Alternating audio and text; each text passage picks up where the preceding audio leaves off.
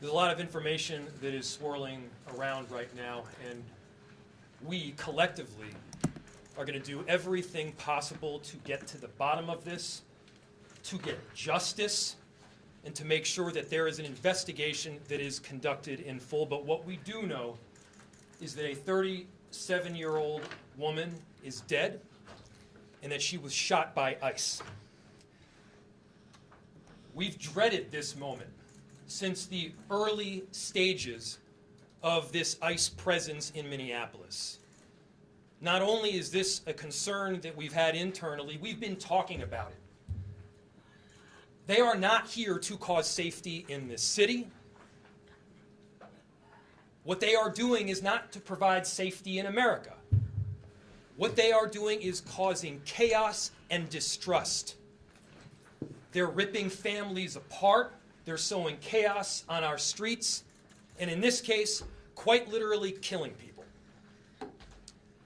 So they are already trying to spin this as an action of self-defense.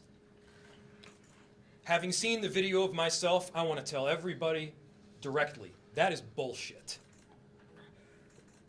This was an agent recklessly using power that resulted in somebody dying, getting killed. As soon as it happened and we learned of the incident, we had several priorities. The first, of course, was to get the victim to the hospital and to get care as soon as possible. To the family, I'm so deeply sorry. There's nothing that I can say right now that's going to make you or your relatives or the friends of the victim feel any better. There were, I believe, 2 Minneapolis police officers that responded and were in the ambulance on the way to the hospital.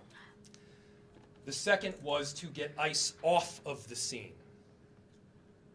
There were dozens, if not hundreds, of ICE and federal officers that were there at the time.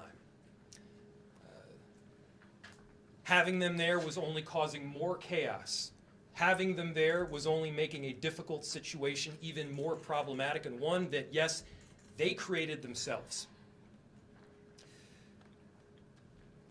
There's little I can say, again, that'll make this situation better, but I do have a message for our community, for our city, and I have a message for ICE. To ICE, get the fuck out of Minneapolis. We do not want you here. Your stated reason for being in this city is to create some kind of safety, and you are doing exactly the opposite. People are being hurt. Families are being ripped apart. Long-term Minneapolis residents that have contributed so greatly to our city, to our culture, to our economy are being terrorized, and now somebody is dead. That's on you. And it's also on you to leave.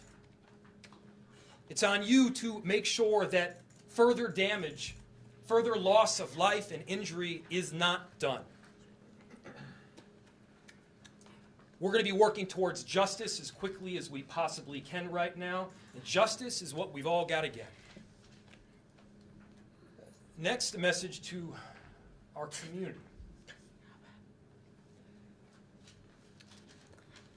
Look, we all know that the agenda of this Trump administration is to create chaos. Let us respond right now with our best versions of self. This is a moment where all of us in Minneapolis and beyond, we can rise to the occasion. We can show them who we are. We can show them the kind of courage, bravery, love, and compassion that makes Minneapolis, Minneapolis, and that makes America, America. We are better than a bunch of ICE agents being deployed to cities around the country and ripping apart families and communities. We're better than that. And so we are going to meet that hate with love. We are going to meet that despair with hope. We are going to meet that injustice with constitutional justice ourselves. And we're going to make sure that in this very difficult moment, we do not take the bait that these ICE agents are trying to create and that the federal government, to be clear, wants.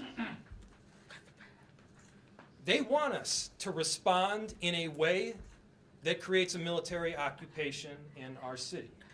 They want an excuse to come in and show the kind of force that will create more chaos and more despair. Let's not let them. Let's rise to this occasion. Let's show them something far more beautiful than the kind of division that they're trying to stoke. Let's show them unity of purpose, of love, and the courage of our conviction. Our conviction, to be clear, is rock solid, and it is for our neighbors, all of our neighbors. It's for people who have lived here for 80 years. It is for new immigrants who have made this city a better place.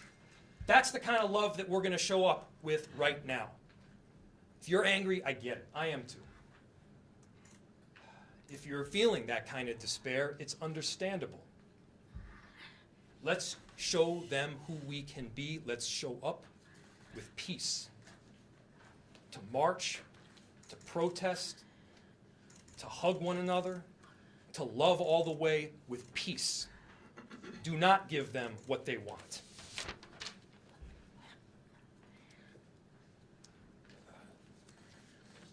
Finally,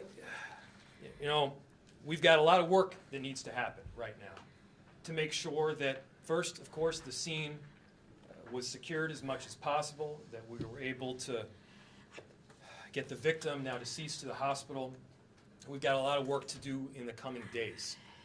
I want to thank our city enterprise for the work that they have done, but more importantly, what they're about to do, because this is going to be heavy, and our city has been through a lot. We also know that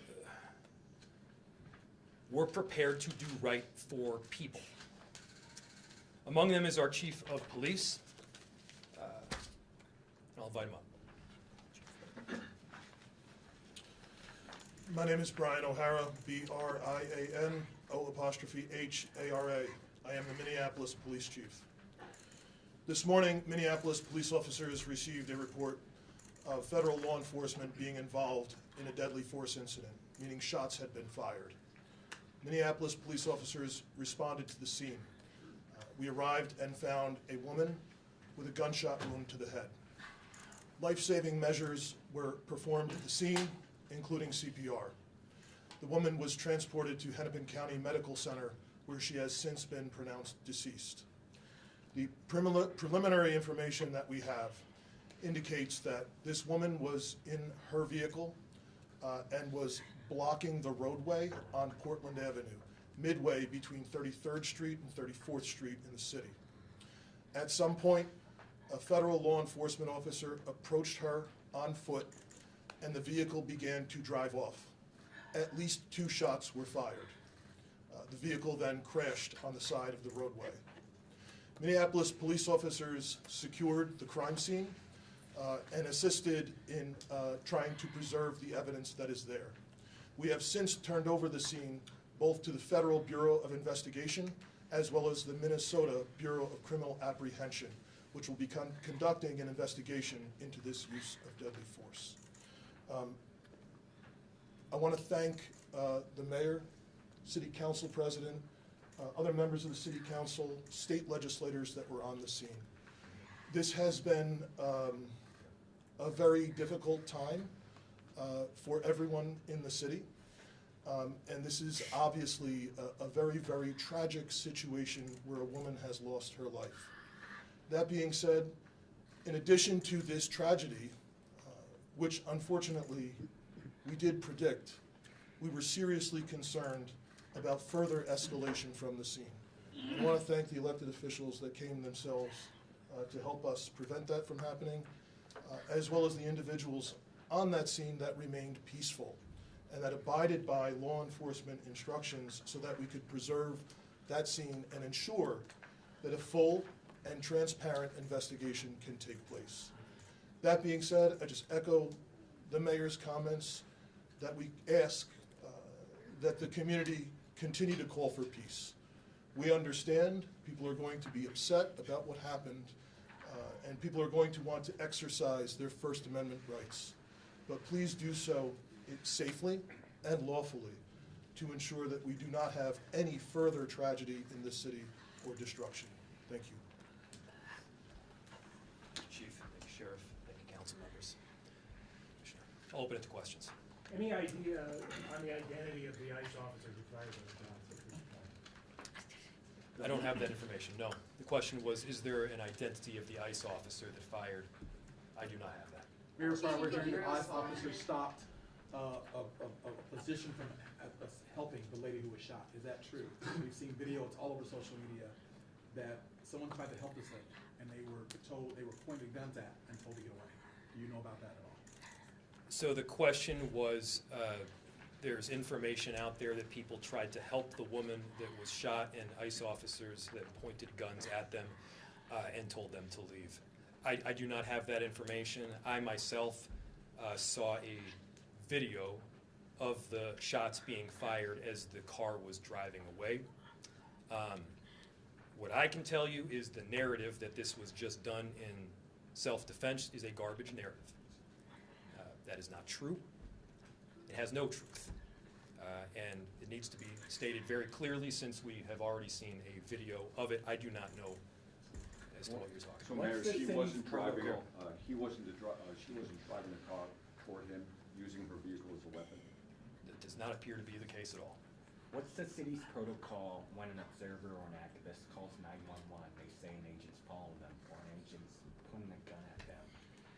How does the city of Minneapolis handle that situation going forward, considering what just happened today? Repeat it one more time. I missed the first part of what you said. I'll turn it over to the chief. Yeah. What does the city do when someone calls 911 and a federal agent's pointing a gun at them, that sort of thing? I'll turn it over to the chief. The question is, what does someone do when a federal agent is pointing a gun at them? Chief. So, if I heard you correctly, the question is about when people call 911, Yes. what is the city's protocol Yes, yes. in these situations? We've had a very dramatic increase in 911 calls related to this activity. We have a protocol in place that has been evolving as the situation has been changing. And at this time, there is a designated supervisor that is on duty 24/7 that fields those calls. And we do everything that we can to ensure that they are appropriately prioritized, with the priority being placed upon the protection of life and safety of everyone in the community. Can you tell us any more about the woman who was fatally shot? Was she there as a legal observer, protester, bystander? What do you know that you can share? So the question was, what can I share about the deceased? There is nothing to indicate that this woman was the target of any law enforcement investigation or activity. This woman was in her car, and it appears then blocking the street because of the presence of federal law enforcement, which is obviously something that has been happening, not just in Minneapolis, but around the country. She appears to be a middle-aged white woman. Chief, just about a month ago, you said these unplanned and questionable tactics by federal agents would result in someone being killed at a press conference right here. Do you consider today's tactics in line with that, or do you just have a generic response to the fact that somebody is now dead? The question is that I had previously made several statements about being concerned about the tactics being employed. I am obviously very concerned that I have been told that a woman who was sitting in her car blocking the street and not the target of any enforcement activity is now deceased.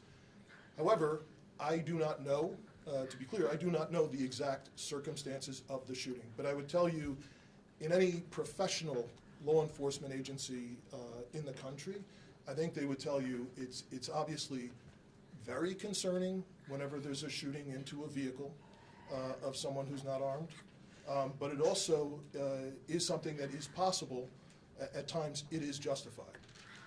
But it is very concerning, and it's something that most law enforcement agencies in the country train very